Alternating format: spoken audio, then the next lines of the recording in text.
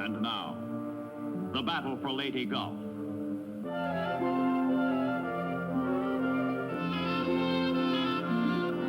Across the restless wilderness of water that is Pacific in name only, the United States Navy orders Halsey's 3rd Fleet and Kincaid's 7th Fleet to the Philippines.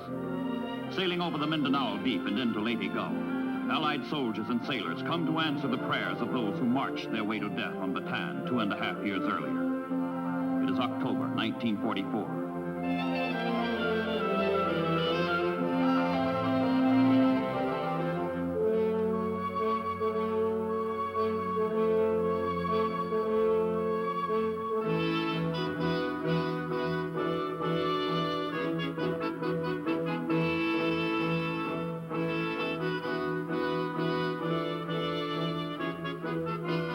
The liberation of the Philippines will start with the island of Leyte. Seize the beaches, establish a base. 6 simple words on which hangs the destiny of the Western Pacific.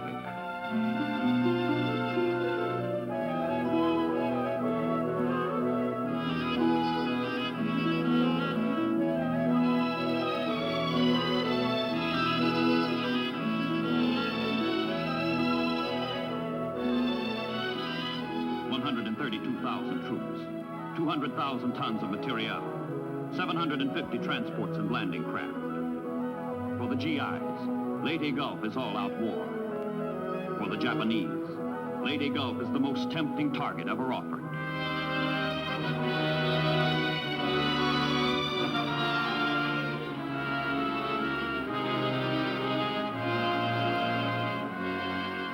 And the Japanese know it.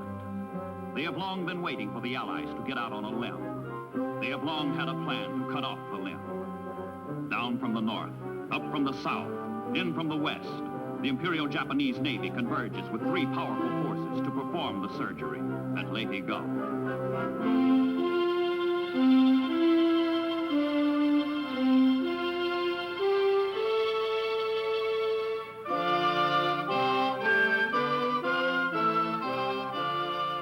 The entire remaining naval strength of Japan is mustered for one final, supreme battle. Loss of the Philippines will tear the Japanese empire in 2, cutting off the home islands from the oil, the resources, the wealth of the Indies and Southeast Asia, fatally crippling Japan's ability to wage war. The Leytes must be destroyed if Japan is to survive. The Naval High Command confesses. We are about to fight a battle that will decide the fate of our empire. The mission of our naval forces is truly great.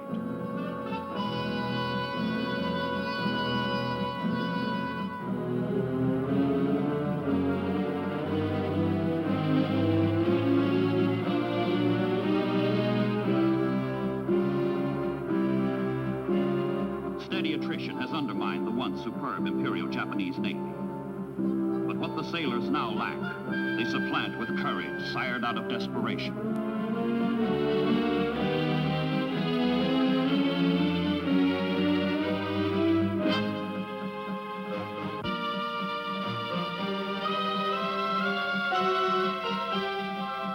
Identify these ships. United States battleship, Maryland class. United States battleship, Oklahoma class.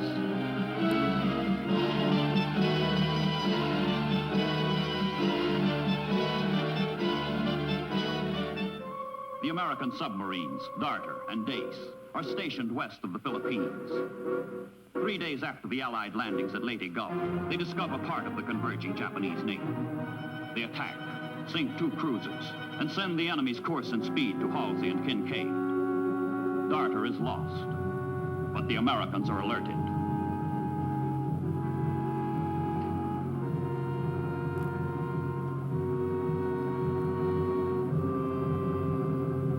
Intelligence from the submarines is analyzed and plotted aboard Admiral Halsey's flagship. The 3rd Fleet prepares its opening move in what is to be the greatest naval battle in all history. Halsey orders out his search planes. orders them to pinpoint the Japanese.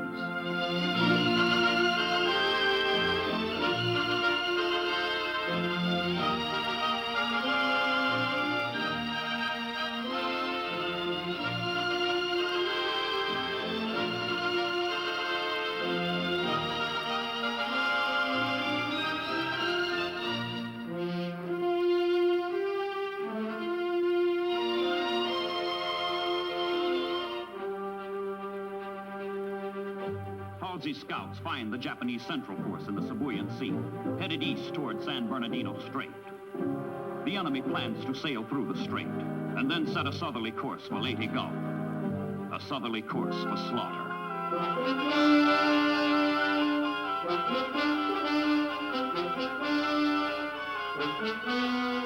From the flagship to all carriers, strike, repeat, strike, good luck.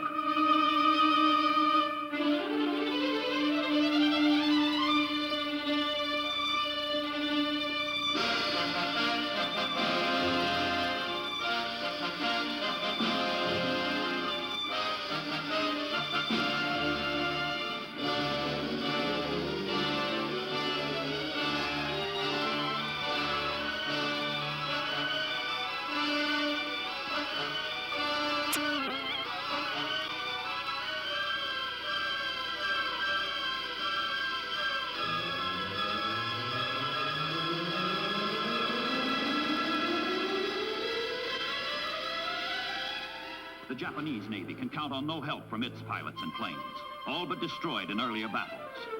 So anti-aircraft measures have been intensified in the hope the ships by themselves can beat off the Americans. The sailors prepare to throw up a wall of fire around their task force.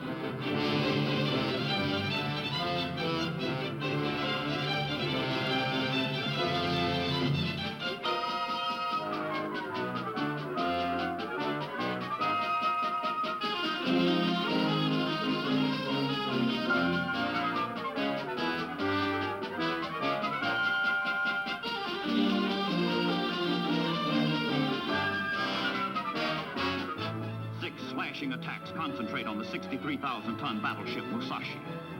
Hit after hit is scored. 21 torpedoes find their mark.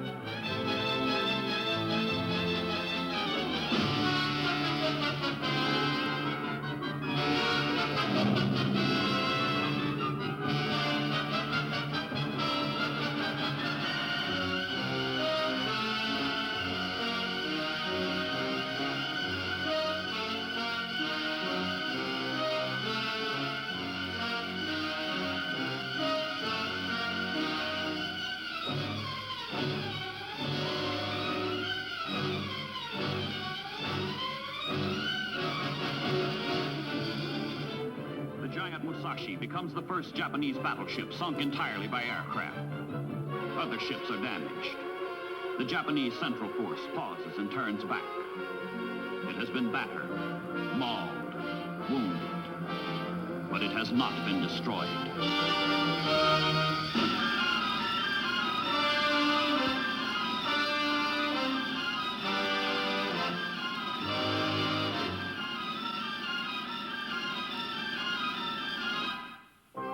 In the meantime, the Japanese Southern Force, in battle array and with all boilers lighted off, rips into the Mindanao Sea toward Surigao Strait, leading directly to Leyte Gulf from the southeast. Battleships, cruisers, destroyers lunge through the narrow waters, hoping to force the strait open and join up with the Central Force in the twin annihilation of the United States Army and Navy. But the jaws of an American trap are open.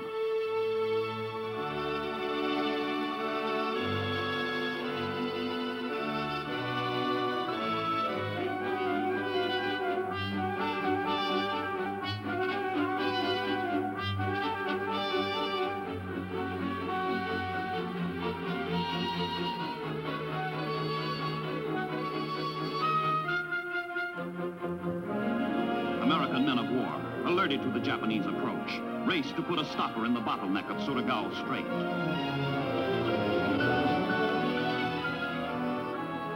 Admiral Kincaid stuffs the bottleneck with PT boats, destroyers, cruisers, and battleships. American and Australian ships and sailors comprise a floating dam across the strait, strong in firepower, strong in determination to hold. The Admiral orders positions taken.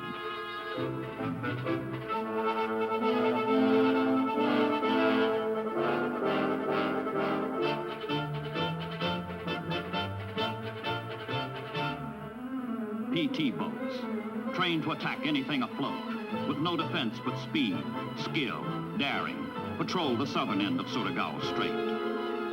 In the fore of the battle line, these fragile sentinels prepare to draw the first blood.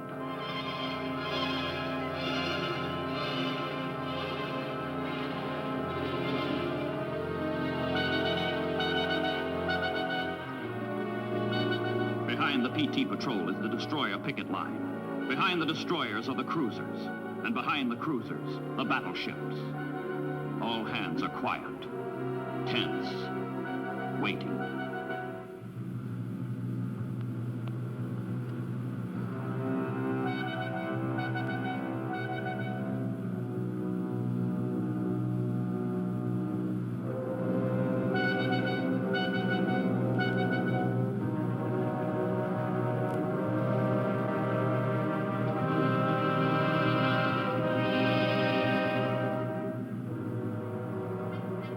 The Japanese hurl themselves headlong through the dark, into the trap.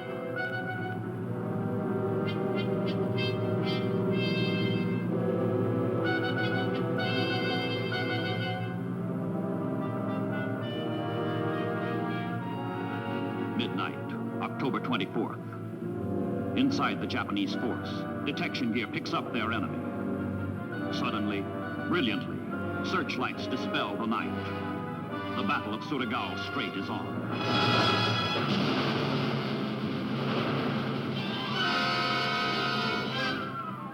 The PT sailors let go all torpedoes in their savage attack, throwing the enemy off balance.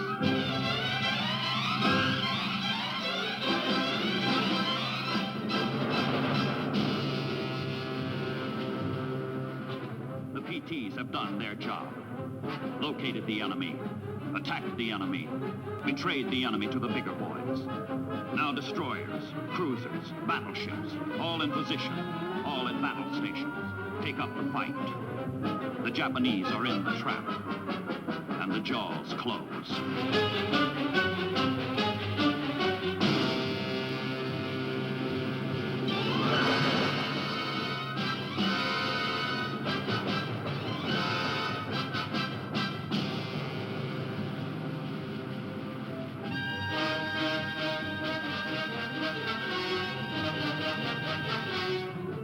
Battleships that arose from the muck and humiliation of Pearl Harbor. California, West Virginia, Tennessee, Maryland, deliver salvo after salvo. With the Japanese under their guns, the old battleships take their vengeance at Surigao Strait.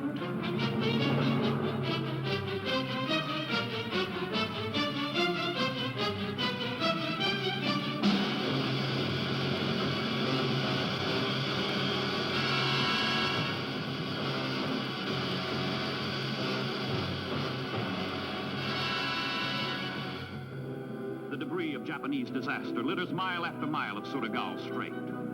More than 5,000 Japanese sailors are wounded, missing, dead.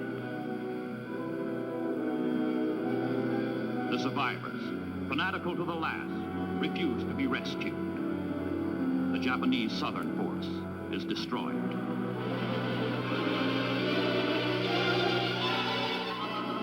But there is no time for celebration. To the north, San Bernardino Strait, unguarded, open waterway leading to the approaches of Leyte Gulf. Through this passage, the Japanese central force of battleships, cruisers, destroyers, steams at 20 knots. This is the force that was turned back. But if it could turn once, it could turn again. And turn it has, toward Leyte.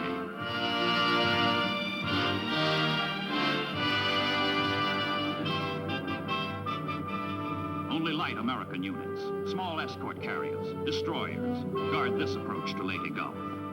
The onrushing Japanese are first sighted by surprised, horrified search planes from the escort carriers.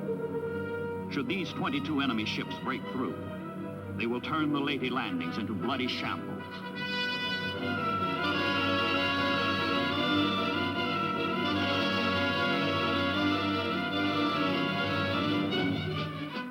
Orders go out to the thin line of destroyers. Attack, hit the cruisers, block the battleships. These sailors sacrificed themselves for Leyte in the Battle off Samar.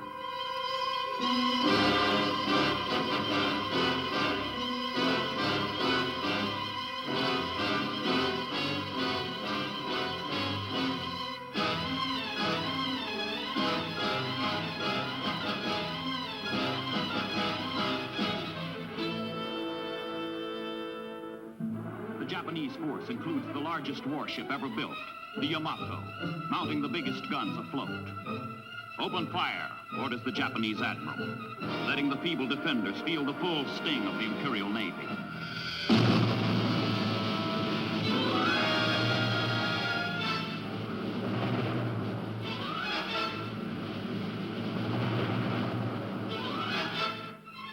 Barrage after barrage straddles the escort carriers, protected only by the intrepid destroyers.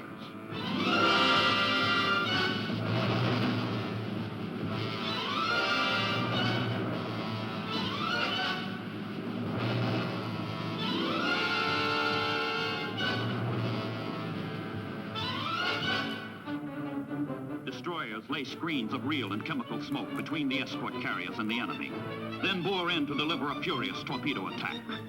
One of the most frantic, desperate actions of the war at sea.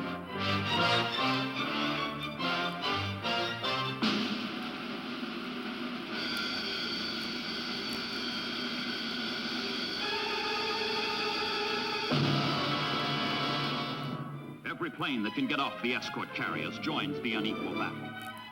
Trained only for support of ground troops, the Jeep pilots hit the Japanese with what they can, with all they have.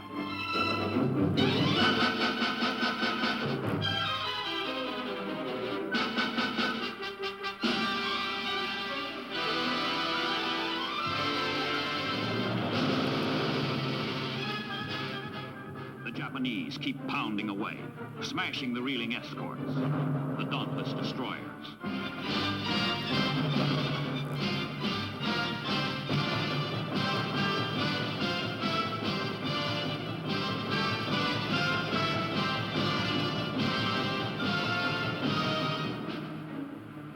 American attack continues, scattering and confusing the Japanese.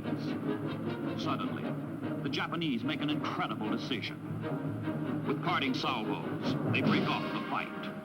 They turn back, this time for good. 5 American ships, Gambier Bay, St. Lo, Johnston, Hull, Roberts, sunk, 2,800 casualties. Meanwhile, far to the north, off Cape Engano, the 3rd Japanese force is discovered. A force that answers the question the Americans have been asking since the start of the battle for Leyte Gulf. Where are the carriers? The Japanese northern force includes 4 carriers, as well as battleships, cruisers, destroyers. Steaming on a southerly course, the carriers are the final threat to Leyte Gulf.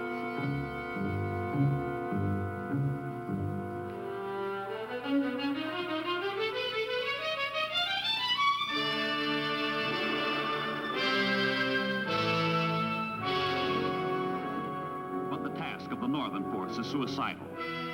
It is to act as decoy, to lure Halsey's 3rd Fleet away from Leyte Gulf, while the central and southern forces drive the Americans out of the Philippines. The Japanese are hopelessly outclassed, short on training, short of planes. We will be sunk, their admiral admits. That is our mission.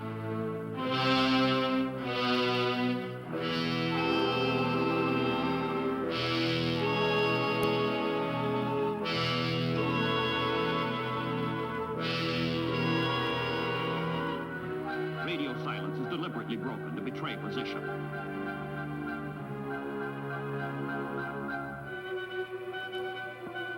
The dummy messages are intercepted by Halsey's radio men.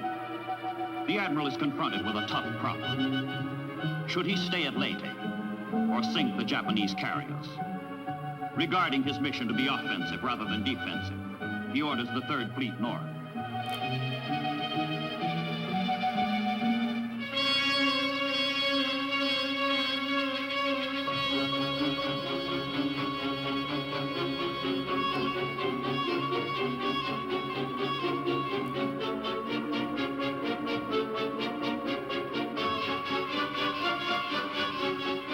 The first strike, 55 torpedo planes, 60 fighters, 65 dive bombers.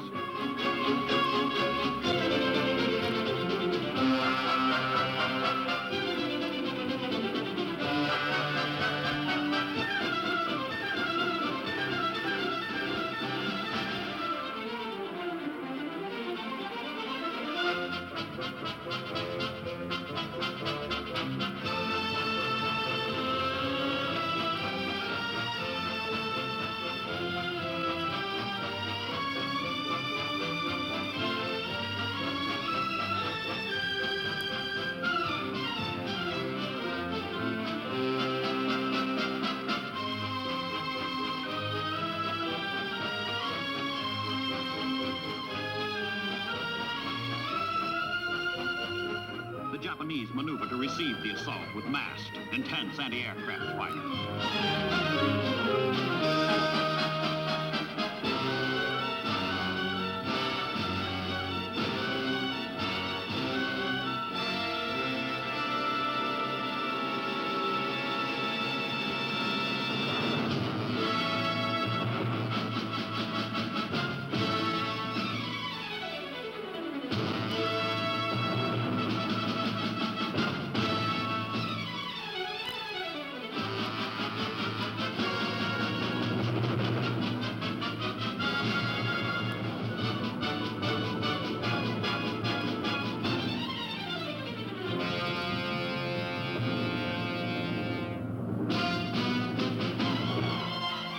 Japanese land-based bombers from Luzon. Halsey's ships are the target.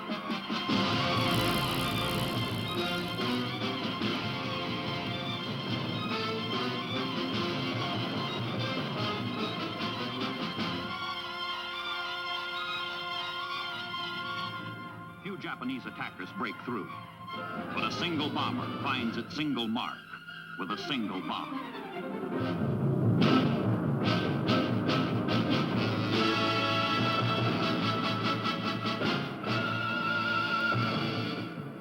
Carrier Princeton.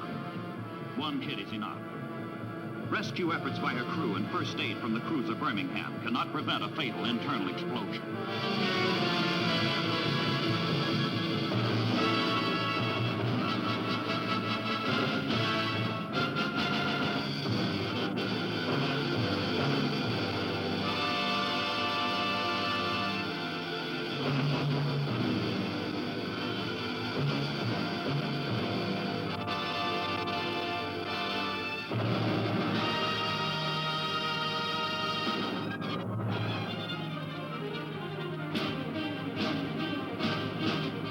Japanese decoy has worked, but it avails them nothing. All three of their forces are butchered, beaten, broken. In 4 days of far-flung fighting, the Japanese lose 3 battleships, 1 large carrier, 3 light carriers, 6 heavy cruisers, 4 light cruisers, 9 destroyers, 26 of their finest ships.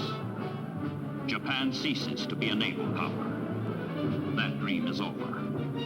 The once magnificent Imperial fleet is no more. It dies in the battle for Leyte Gulf, and it dies in vain.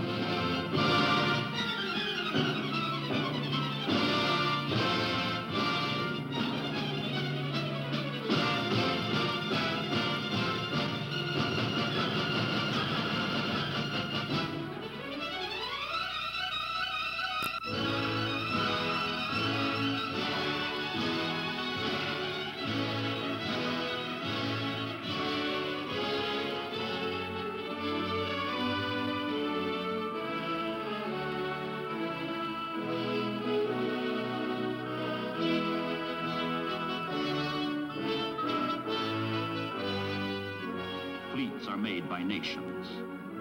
Battles are won by men. But when battle is done, the young and brave sleep, heedless of their greatest victory at sea.